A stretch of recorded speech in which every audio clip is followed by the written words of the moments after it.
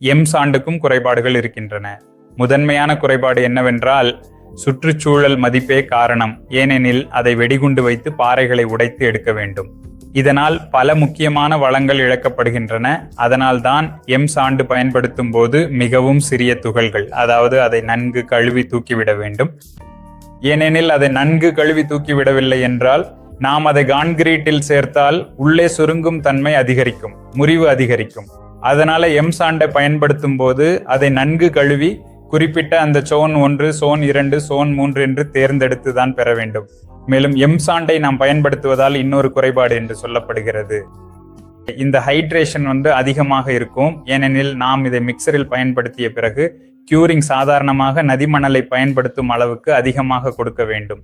காரணம், இதுல டிஹைட்ரேஷனுக்காக கூட அதிகமான நீரின் தேவை உள்ளது. அதனால் இந்த டிஹைட்ரேஷன் நடப்பதால் இதற்குள் உள்ள நீரின் அளவை நாம் அதிகமாக வழங்க வேண்டி வரும். அந்த நேரத்தில் சாணியையும் மற்றவற்றையும் அதிகமாக பயன்படுத்த வேண்டும்.